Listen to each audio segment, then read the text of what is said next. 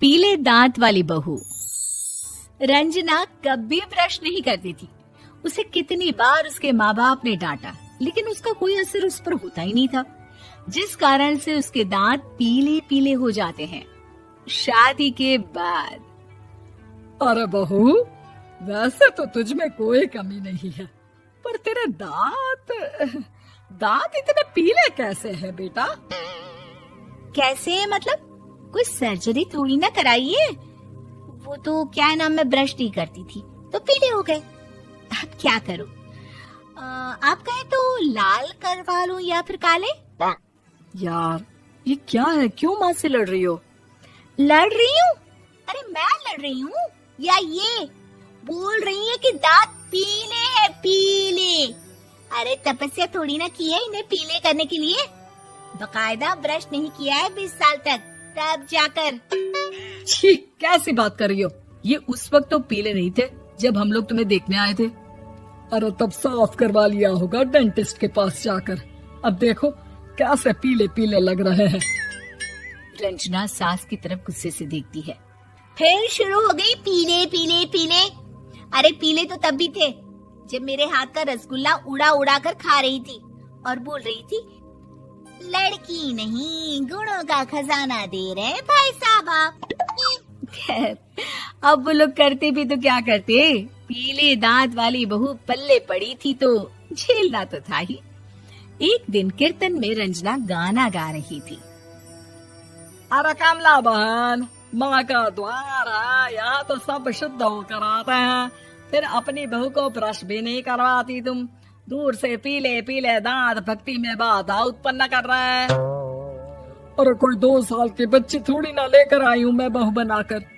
अच्छी खासी लड़की है, अरे कैसे करवाऊं ब्रश? ये तो उसे खुद करना चाहिए ना। अब माँ बाप तो इसके जैसे तैसे निपटा दिए, ये नहीं सोचा कि सास कैसे संभालेगी। सास बहू को लेकर घर आ जाती है, लेकिन सोच लेती है कि अब इसे लेकर कहीं नहीं जाएगी। अगले रोज बहू कहती है, अरे क्या हो गया, मंदिर नहीं जाना क्या? कीर्तन का वक्त हो रहा है। मेरी मधुर वाणी से कान्हा जी जागते हैं और सोते हैं। आप तो जानती है ना उनकी भक्ति में कितना मन लगता है मेरा। वो क्या है ना, तबीयत ठीक नहीं लग रही है मेरी, आराम करूंगी मैं। तबीयत ठीक नहीं लग रही? अभी तो मिथुन के गाने पर नाच रही थी आप, और अब बोल रही है कि तबीयत ठीक नहीं लग रही। अरे भक्ति में मन लगा लो सासू माँ, ऊपर जाना है, क्या मुंह दिखाओगी आप? हाँ? सास को बहू की बात पर गुस्सा आ जाता है। मैं क्या मुंह दिखाऊंगी, इसकी चिंता तो ना कर, समझी? अपने मुंह की चिंता कर, जो ये पीले पीले दांत लेकर हर जगह पहुंच जाती है। पता है लोग कितना मजाक बनाते हैं। ना जी ना, मैं नहीं जाना कहीं तेरे साथ। तो ये बात है, कोई ना, मत जाओ, मैं अपने कमरे में ही बैठकर भक्ति कर लूंगी। ऊपर वाला दांत थोड़ी ना देखता है, मन देखता है, भावना देखता है। और अरे बस बस, तू सब कुछ दिखा, बस ये सफेद चमकदार दांत ना दिखाना किसी को, है? जा यहाँ से। बहू को सास की बात का कोई फर्क नहीं पड़ता, वो तो जैसी थी वैसी ही रह जाती है। सुबह नहाकर किचन में खाना बनाना, फिर खाना खाना, कीर्तन भजन करना और सो जाना। एक दिन, माँ जी मैं सहेली के घर जा रही हूँ, शाम को लेट आऊंगी। हाँ हाँ तो जाना, मैंने कौन सा तेरी आरती करनी है घर पर बैठकर। रंजना सहेली के घर जाती है, जहाँ वो पार्टी में जाने की तैयारी कर रही होती है। अरे शिखा, कहाँ जाने की तैयारी कर रही है? मैं गलत वक्त पर आ गई क्या? अरे नहीं यार, उल्टा सही वक्त पर आई है। मैंने ये साड़ी और ज्वेलरी निकाली है यार, शाम को इनके ऑफिस की एक पार्टी में जाना है। बताना कैसा लग रहा है ये सब? नहीं यार, इस ड्रेस के साथ तो वो वाली ज्वेलरी अच्छी लगेगी। हाँ हाँ सही बोल रही है, मैंने ध्यान ही नहीं दिया। वैसे तो हमेशा से मस्त फैशन सेंस रखती है। तो बड़ा जाती होगी ना पति के साथ पार्टी में। रंजना कुछ नहीं बोलती, बस सोचती है कि यार काश ये बात सही हो जाती, पर मैं क्यों नहीं जाती पार्टी में? क्या इन लोगों की कोई पार्टी होती नहीं होगी? रंजना घर आती है और रात में पति से सवाल करती है, एक बात बताइए, आप मुझे किसी पार्टी में क्यों नहीं ले जाते? क्या आपकी यहाँ ऑफिस में पार्टी नहीं होती? पति बेचारा क्या कहता कि दांत पीले हैं तुम्हारे इसलिए।